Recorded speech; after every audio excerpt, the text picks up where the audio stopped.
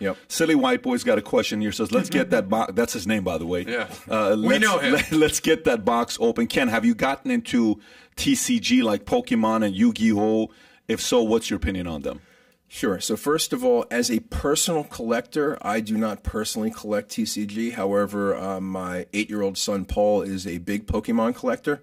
I also, for those of you who follow me, know that I have broken Pokemon cards with Logan Paul. And, I'm friendly with him, and Logan is actually an investor in Golden. So I recognize, and he's the biggest Pokemon guy out there. He wore at WrestleMania 2 nights ago. Can you put the picture up? He wore this card 2 nights ago. In fact, that's why that card is not on here. That list is also outdated because he paid $5.275 million for that Pokemon card right there. You see a PSA 10. Yep. And he paid $5.27 million. Now, what makes that card so special? It's so what it is. It was a special promotional card of Pikachu, one of the most loved characters. Like, he's designing the Pokemon cards. It's called the Illustrator. There are only, I think there are less than 40 that are known, making it, in theory, rarer than a Tito 600 Wagner, although it was made 100 years after. So it is a modern card, but it is basically the Honus Wagner of all Pokemon cards. And this is my viewpoint on Pokemon and TCG. And it's also my viewpoint on comic books, which I think is really a blossoming investment for collectibles.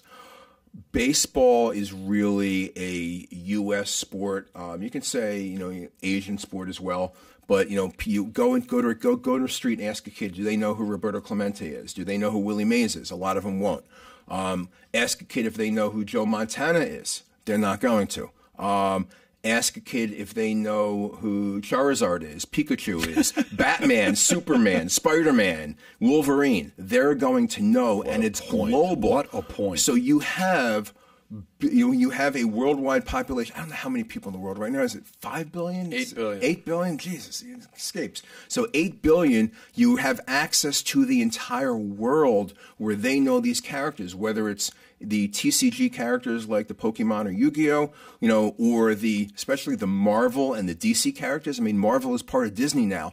So years from now, people are going to say, oh my God, Wolverine actually had a comic book, Spider-Man had a comic book, and I can own the creation of that, or I can own a Action Comics #1, the first ever Superman, or Detective 27, first Batman, or Batman #1. So I think that I really like all of those areas long term, based on the fact that it has a constant replenishing of the potential people who might be interested in buy that product. If you enjoyed this short clip, click over here to watch another short clip. And if you want to watch the entire episode, the entire podcast, click here.